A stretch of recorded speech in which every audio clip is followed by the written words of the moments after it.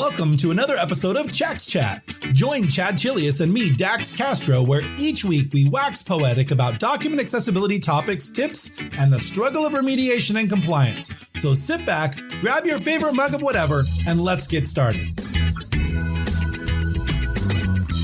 All right, welcome everybody.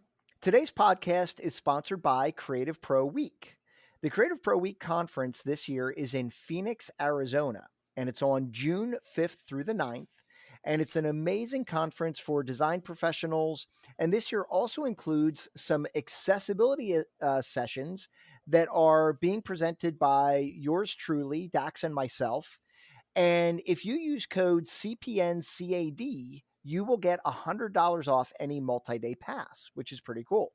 So head on over to creativeproweek.com for more information.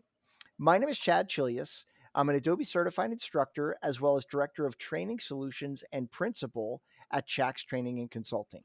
And my name is Dax Castro. I'm director of media productions here at Chak's Training Consulting. And Chad and I are both certified as accessible document specialists.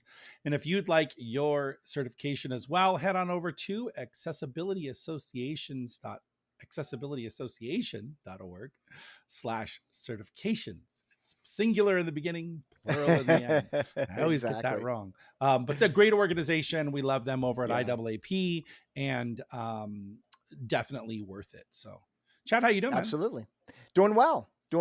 Another beautiful day here in Pennsylvania. My wife and I just celebrated our 29th anniversary yesterday. So that was pretty exciting. So we headed down to the beach for a couple of days and just enjoyed the nice weather.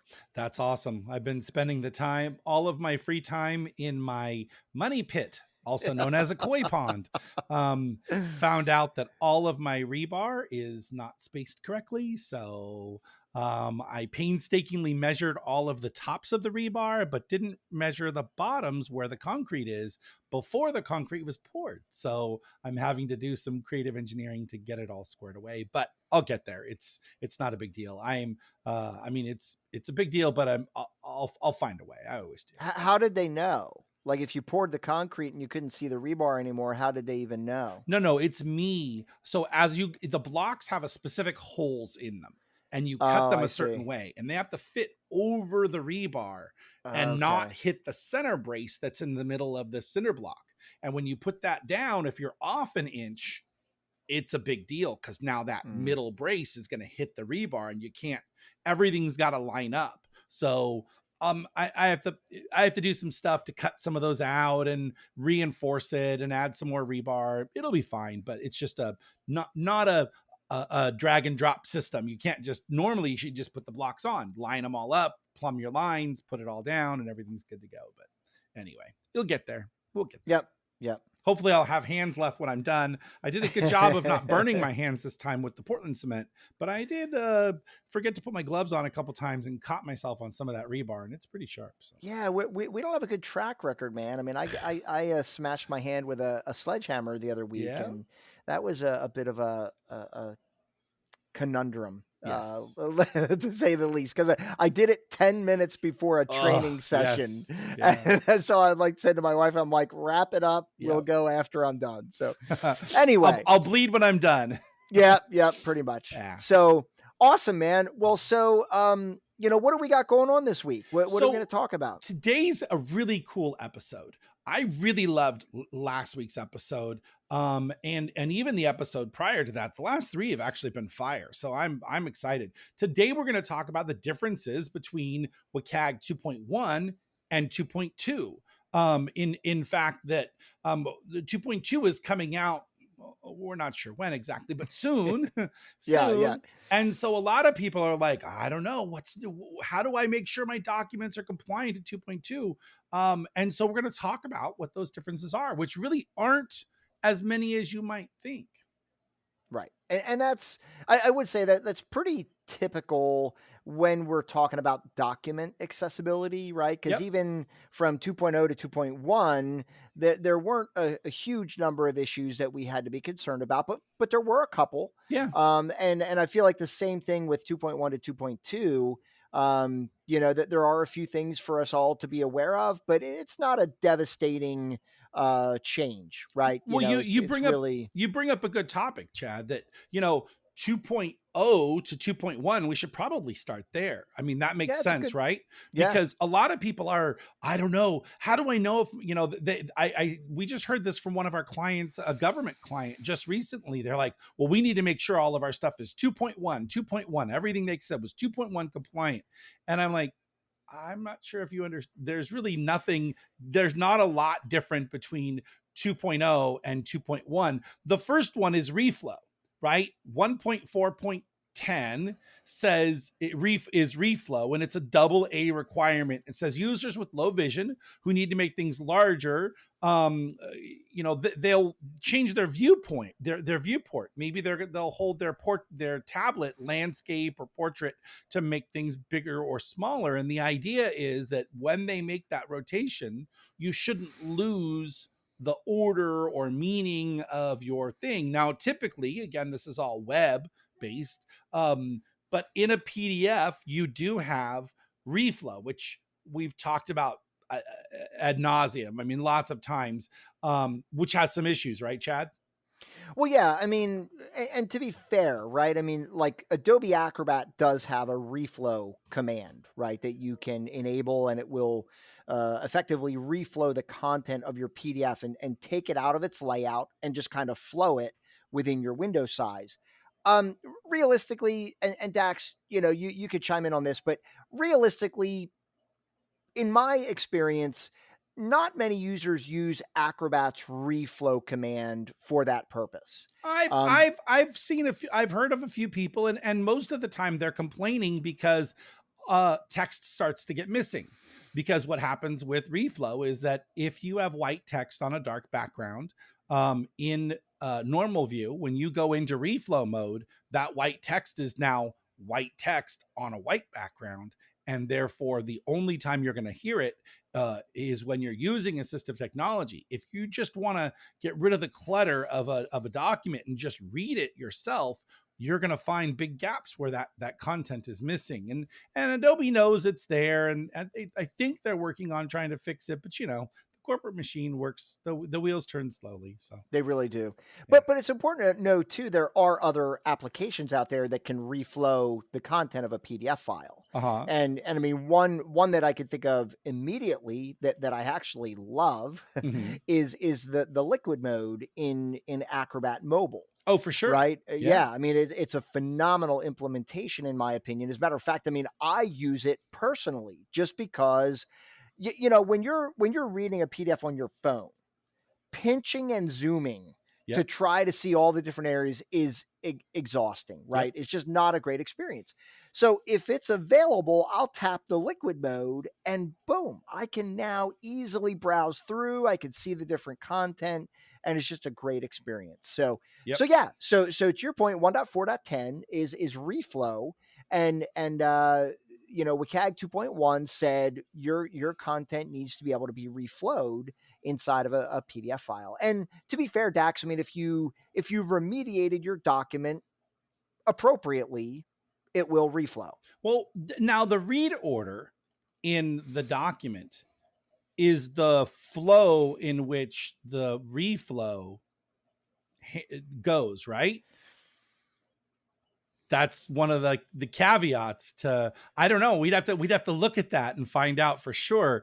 But I thought that when you're in reflow, the order in which it reflows is the read order panel's order, and not the tag string. Test it quick. You could while we're talking. I'll talk about the next one. Okay, go ahead. Yeah. So there are only 3 from 2.0. Right, just to reset a bit, guys, we're talking about the differences between WCAG 2.0 and 2.1. Now, we're not going over the AAA things because typically AAA is really very not very many people are worried about AAA, but there are some AAA requirements you probably could look at if you are interested. But 1.4.11 non-text contrast, this was added. And I think this was a fairly major one because it says, look, if you've got things that are not text that are meaningful, they need to have a 3-to-1 contrast against the background, right? So maps and legends and all of that. So what that says is it says that it says that the parts of the graphic required to understand the content should have the following ratio of 3-to-1 against adjacent colors. So not everything in your infographic, but only the meaningful items. Parts of the graphic required to understand the content need to have a 3-to-1 color contrast from one item to another. So that was a new one for 2.1, which I think is a fairly important one. Chad, Agreed. What'd you find out? Yeah, no, I think you're right, Dax. I think it's the reading order that determines the reflow order. I did a quick test and I moved some tags out of their order, and because the reading order was correct, it seemed that the reflow was following the reading order. So that's another really good point. You know, when we talk about tag order and reading order, and people are like, "Oh, I don't worry about the reading order." That's kind of a significant barrier, right? I mean, if your reading order is all whacked out and somebody uses reflow, that's going to be a very bad experience. We gotta make sure we coin that term, all whacked out. That's the technical term for FUBAR, right? Right. But no, really, there are lots of people out there that say, "Oh, only the tags tree. We don't worry about anything else." And this is a really good case for that, right? And those people that want to wag their finger and say the read order isn't important. Here's an area where it definitely is important. And again, we said that not everybody is using reflow, but here's the thing: if the reading order is the primary reading, if the reading order panel or the reading order is the primary reading order for some screen readers, and it affects reflow for other screen readers or anybody using Acrobat to do reflow, we're starting to get compound situations where it's not just one tiny little thing that, oh, if somebody does it this way, they're going to get a bad experience. It's kind of more than just a few. So I really feel like people who want to say, well, it's the screen reader's fault. Okay, you're going to go tell Adobe that no one should be using a PDF Acrobat to read a PDF and reflow. I mean, that's a pretty big stretch. So I feel like, fix it. Well, Just do it. Dax, I think I need to also kind of change one of the things that I've been saying, right? Because I typically say to people, if your document meets PDF UA compliance, it pretty much meets WCAG. Right. But that's somewhat of a falsehood, isn't it? True. Because it can be WCAG, it can be PDF UA compliant, but PDF UA does not address reading order. Right. And therefore it can be PDF UA compliant. And if the reading order is not correct, it not only affects the WCAG requirement of being able to be read by all screen readers, right, but it also violates reflow.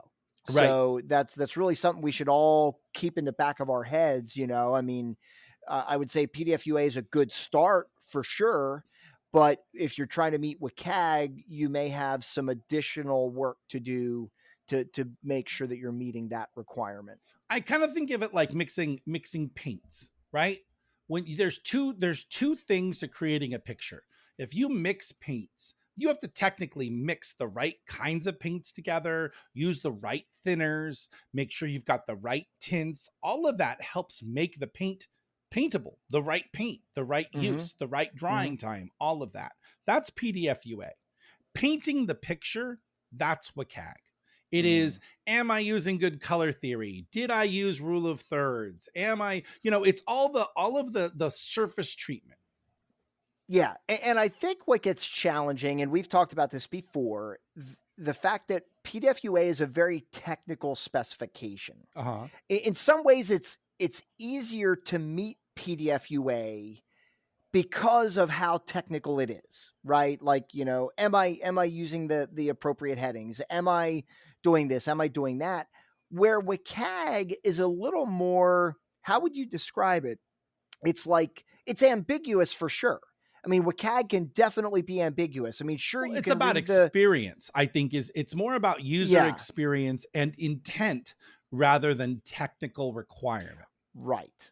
Because as we've talked about, your document can be 100% technically correct, yet still provide a poor user experience. Well, Chad, when we go to the w3.org and look up any of the success criteria, there is an actual paragraph called intent for every one of the success criteria. Like the one for non-text contrast says the intent of this success criterion is to ensure that the active user interface components and meaningful graphics are distinguishable by people with moderately low vision.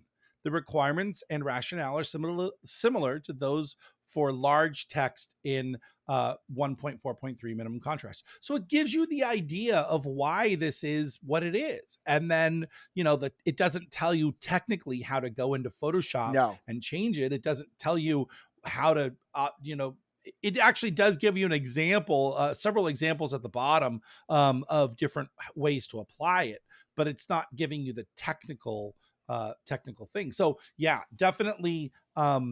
It's a balance, right? Everything's a balance. It really is. Automated testing, user review. We say this over and over again. If you're trying to make sure your document's compliant, you can never guarantee it's compliant by using an automated checker. You have to have manual review in addition, right? So, yep. Yeah. And well, that's the only way you're going to know. Yeah. Well, the next one there, Chad, is 1.4.12 text spacing. Now, this is a new one for 2.1, but it's the one I think is almost always misquoted because the people misinterpret this. It says the content implementation using markup language that supports the following style. It says in content implementation using markup language that supports the following text style properties. No loss of content or functionality occurs by setting all of the following and by changing no other style property. And then it lists line height, spacing, letter spacing, and word spacing. And people always think that it's telling you this is what your letter should be, that it should be that your line height should be 1.5 times, that your spacing should be 2 times the font size, that your word spacing should be 0.16. Those are just saying if someone were to change their own user settings to those things, does your content hold up? Does it stay solid? Does it not break apart? And I think that a lot of people think that it's the minimum font size and all of that for accessibility. Yeah, for sure. I mean, that's, I feel for the web developers. I really do, because, for websites, the user can control how that web page is rendered. Right.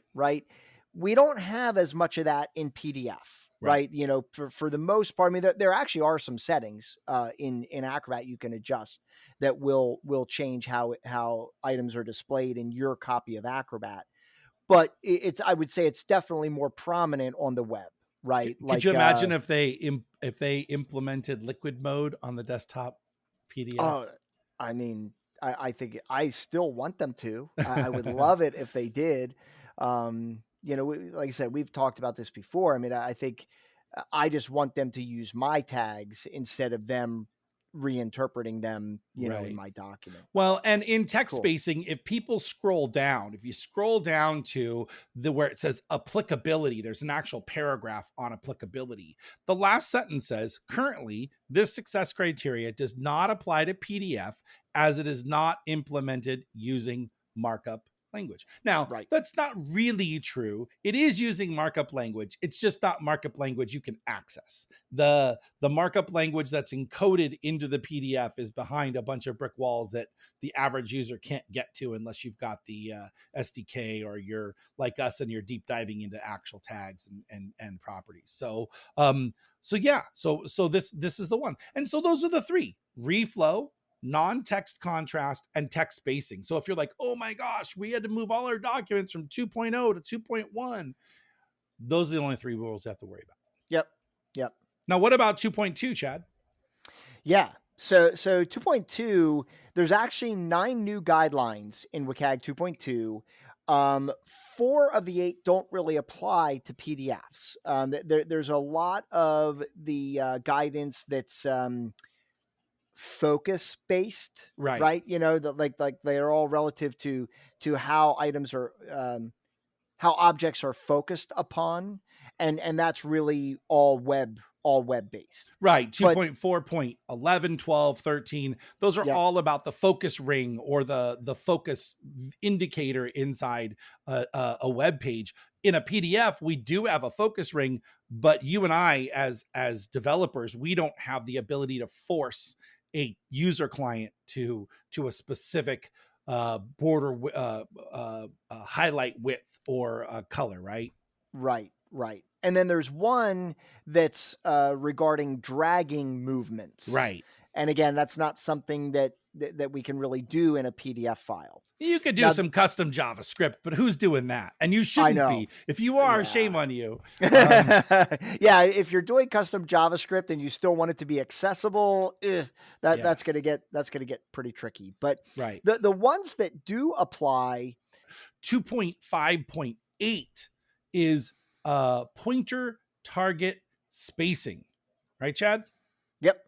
So this one says that the size of the target for pointer inputs is at least 44 pixels. Right. Okay. And then it goes into some exceptions. It says, except where in large, a mechanism is available to change the CSS pixel size of each target, or its spacing. But fundamentally, what it's saying is that, you know, they don't want you creating a hit area that is like 10 pixels by 10 pixels. Right. Because it's really hard for somebody with cognitive disabilities, with, you know, even low vision, and certainly non-sighted users. They would all have trouble, you know, with some of those elements. Well, so non-sighted users would be able to tab from one object to another, but people with tremors, with MS, with any kind of mobility issues, they're going to be most impacted by the success criteria, because the ability for a person who's got a shaky mouse to actually click on the right thing. I mean, I get this all the time where the text itself, the actual stroke, is clickable, but the area outside the text is not. And it frustrates me so bad when I'm in a web page and I'm like trying to click on the little line that is the T or in the, you know, in the word. And that's just so frustrating. So yeah, this is definitely one of those, you know, I think of like a flyer with a bunch of logos at the bottom, right?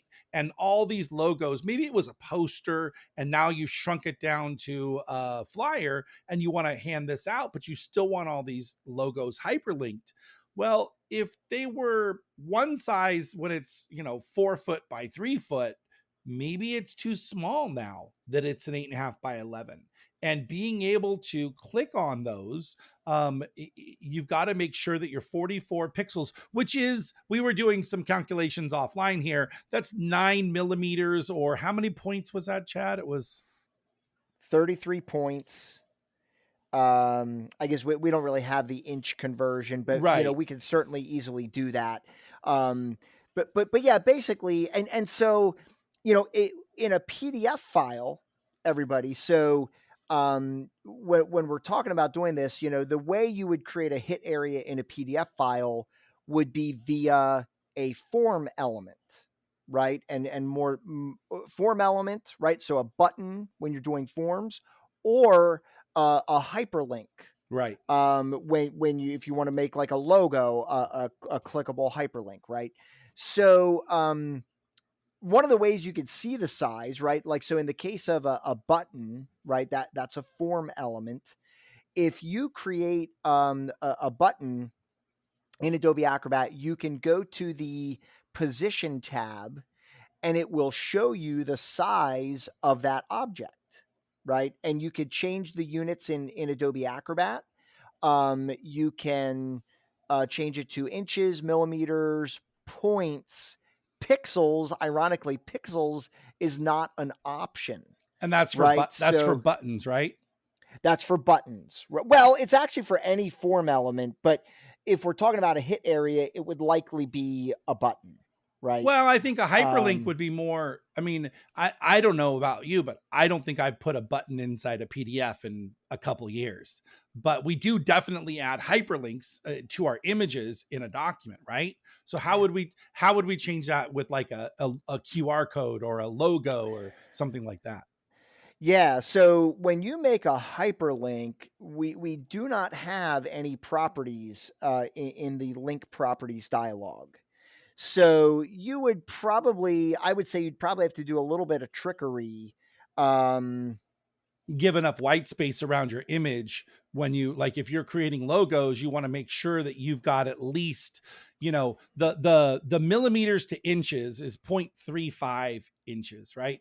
So if you had a 1/4 inch of space around your image, right, that's going to be enough for either side. Now you've got a 1/2 inch. That's well more than enough. So whatever 0.35 is divided by 2, you know, is going to be your measurement, which is 1.75, right? That's an 1/8 of an inch. So if you give yourself an 1/8 of an inch white space around your images at 100%, then you're going to be plenty fine for your, you know, meeting this criteria, right? And I know people are probably saying, well, but can't they zoom in? Sure. And we're talking about 100% here, just that normal, you know, normal viewing. Now, if I'm trying to click on a bunch of different things on a page, zooming in now is going to make me scroll left and right. So, you know, it's compound things. And again, it's how much accessibility are you trying to account for in your documents? But we're applying a principle that is mainly for web to a PDF, right? Yep. I mean, this is really about buttons and targets in a web page, typically a radio button or a checkbox or a form button, right? Just like you said. In a PDF, probably a lot less likely. Well, we can't really change we can change radio button sizes. So I guess we are talking about form objects, right? I mean, like you said earlier, I kind of dismissed what you had said about, you know, the buttons, but really you're right. I mean, checkbox or radio button needs to be at least 44 pixels in size to be 44 pixels. 44 pixels, right, in size. So, and that's interesting because a 44 pixel radio button is pretty big. Yeah. It's very big. I just did one. I'm doing one as we're talking here. I mean, that's a giant radio button. So I think we need to, I don't know, Dax, I think we may need some clarity on that. Oh, you know what though, Chad? Here's the thing. We're misinterpreting this a bit. Okay. The spacing between one item and another, right? It says pointer target spacing. The size of the target for the pointer. No. It says 2.5.8 pointer target spacing. The size of the target for the pointer input is at least 44 pixels. So it is saying specifically the radio button. I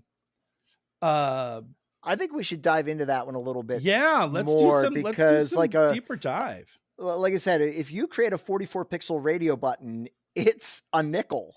You right. know what I mean? It's like a nickel on your page, you know, and I'm like, ooh, that's pretty big. Well, so actually, we'll you know what, though, Chad, the very next thing, the exceptions say enlarge, right? For one of the exceptions is enlarge. A mechanism is available to change the CSX pixel size of each target or its spacing so that there is an area with a width and height of at least 44 pixels that includes it and no other targets. So in other words, if you can zoom into the PDF, you solve it. So I think we put this one to bed that you don't have to actually make it 44 pixels. You just, PDF allows you to zoom. So therefore, you know, you get that, but you need the spacing in between each item so that they can actually click on them, right? Got it. So Got it. yeah. And do they specify the spacing itself? Is the spacing supposed to be 44 pixels as well? It says mechanisms are able to change the system or its spacing so there is an area with a width and height of at least 44 pixels that includes it and no other target. So nothing overlaps. So no logos are overlapping each other, which actually is interesting because if you think about multi-line hyperlinks where the hitbox is a rectangle, and if you have one hyperlink on one line and then the beginning of another hyperlink at the end of that same line, and then on the bottom, you now have two overlapping hitboxes. So that would be a violation of this criteria. So interesting. Although we talked about this, Dax, that in PDF 2, we're supposed to be getting geometric hitboxes. Sure. So that would kind of, alleviate that, that problem. But right. It's interesting. It's really interesting. Well, and then the next one, right? Chad, you want to talk about this next one? Yeah. I mean, and I think this is actually a really great piece of guidance because I personally have experienced this myself. And so guideline 3.2.6, consistent findable help. Right. That contact info is consistently in the footer. So if I'm, on a web page or I'm in a PDF file, there's a consistent spot where I can click to email somebody, to contact somebody and get assistance if need be. So this is a level A requirement, and it says if a web page contains any of the following help mechanisms, those mechanisms are repeated on multiple web pages within a set of web pages, and they occur in the same order relative to the other page content unless change is initiated by the user. And the types of information they cite are human contact details, human contact mechanisms, so like the contact button, self-help options, and automated contact mechanisms. So the idea behind this is that you can consistently know where to look to get that information. And if you've got your contact information in the footer on one page and in the sidebar on another page and maybe in the header on another, I mean, having a consistent user experience is really important. It's a foundational principle of good UI UX. And if you're not doing that, I would challenge you to go take a look at your templates and change that. Now for a PDF, we are mostly talking about header footer information. One of the things that bothers me is in a PowerPoint slide deck, people will put the title of the slide at the top of some slides and at the bottom of other slides, and it moves around. And you're like, I want to be able to know that every time I look at a new slide, my eyes know where to go. There's a hierarchy to follow. This is in that same kind of vein. If you're trying to look for that help, can I get to it specifically? Now, we are extrapolating for a PDF because there is, it says this, the intent, it is not the intent of this success criteria to require authors to provide help. The criteria only is required that when one of the following are listed and available across multiple pages, that it can be in a consistent location.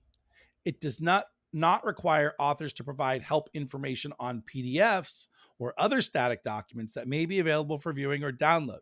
PDFs and other static documents are not considered part of a set of web pages. So really they are kind of giving you the out here that if you don't want to follow this, you don't have to, but I would suggest that you do be consistent, right? Yeah.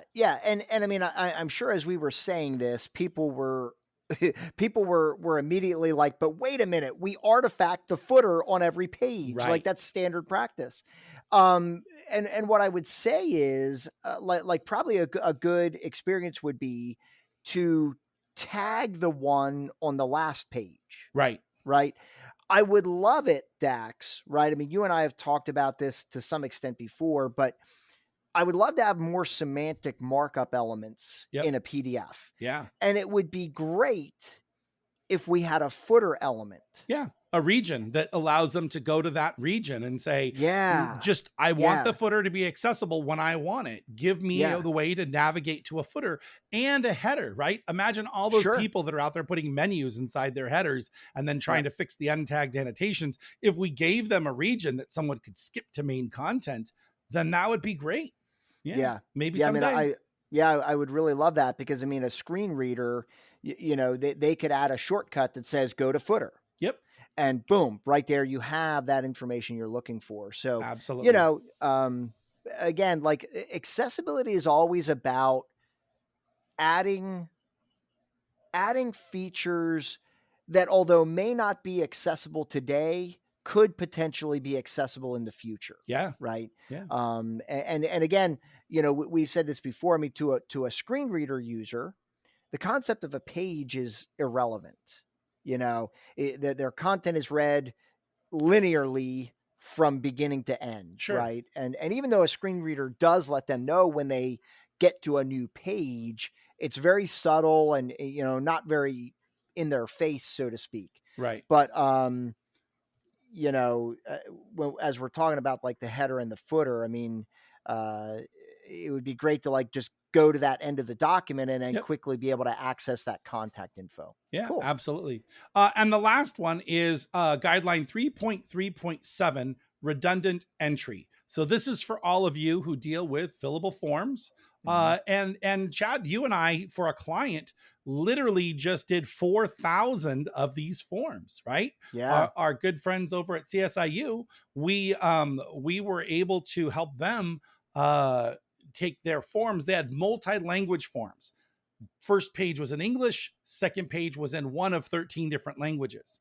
And so what they wanted was the ability to add the person's name or the form fields in on page one and have it populate the rest of the document. And they were actually ahead of the game, because they're following the success criteria for WCAG 2.2, which is redundant entry, that says information previously entered or provided to the user that is required to be entered again in the same process is either auto-populated or available for the user to select.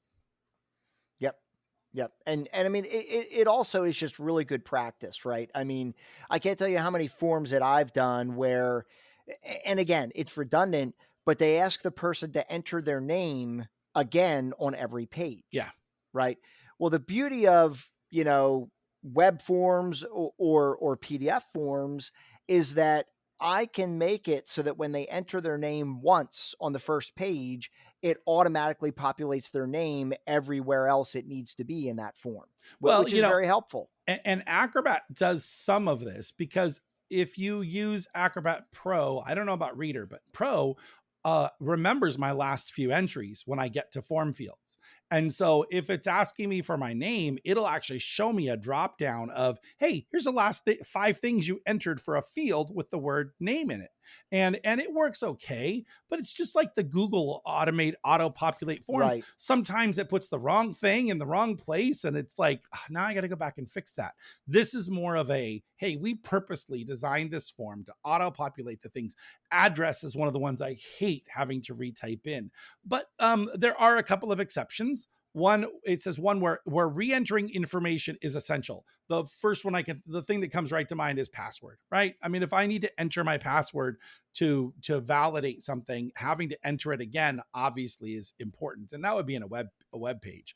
The other thing might be your social security number or a phone number or a contact email where they want to make sure you have no typos in something, so they have you enter it twice. And then the information is required to ensure security of the content, like we said, just about passwords, and provide entered information is no longer valid. Meaning, if I type in an address and it's wrong, I need to type it in again, or maybe something has changed and I need to type it in again. So, those are a few of the caveats. So that's kind of it, Chad. I mean, really, we're talking about visible focus, pointer target spacing, consistent findable help, and redundant entry. Those 4 things are the things that you need to be aware of for 2.2 that you might not be doing in 2.1 currently. Yeah. But I think they're all legitimate guidance, right? Yeah. They're probably a lot of the things that we should probably have been doing anyway. But they're also not devastating, right? It's not like you have to change your workflow, right? Nope. I mean, they're really minor adjustments, and you will be 2.2 compliant. Right. And I said visible focus. Visible focus is not one of the ones that you can control inside a PDF. So it really is just 3: the pointer size, right, findable help, and redundant entry. I just was reading my notes and I'm going, wait a minute. I know. Visible focus is not one of those. We just ruled that out. I said it like 3 different times. So visible focus, right? The one thing I will say about visible focus though, is do not turn off shading for your form fields. Leave that on. That would be a visible cue for knowing where your form fields are for a person with cognitive disability, or actually just accessibility in general. You mean highlight shading? Yes. Like when it's highlighted. Yeah. Right. Yeah. So definitely that's something to consider. So those 3 things, right? And if you do those 3 things, you're going to be good to go. And, which really means that if you go from 2.0 to 2.2, there's a total of 6 things that you really need to know. So for sure. Yeah. Awesome. Well, Chad, I'm looking forward to going to Access You coming up here shortly, right? I mean, we're going to be that's coming up in like a week, right? Yeah. Is it a week? It is it is 2 weeks. Yeah. And we're going to be in Austin, Texas, May 9th through the 12th at the John Slayton Access You conference. You and I are both speaking, doing a pre-conference lab, and I'm going to be monitoring a panel, and you've got a couple sessions. So if you guys aren't already signed up for this, or you are in the Phoenix, Austin area, swing by, come attend this conference. We'd love to see you. And then after that, it's what, Chad? What are we doing after Access You? After that is Creative Pro Week, right? Exactly. Yeah. Exactly. Yep. So that's June. We mentioned that in our intro here. That's June 5th through 9th. Right. So that's the next one. After that, we have M-Enabling coming up. Yep. Right. So that's in October, I believe. But we'll give you more details about that closer to the time. But let's get through the summer first, right? Let's get through, one thing at a time. But anyway, listen, we're really glad you all joined us for today's podcast. We hope you found this valuable. We'd love to hear your comments, on your platform of choice, or shoot us a LinkedIn message, email us, whatever you prefer. So once again, we want to thank Creative Pro. I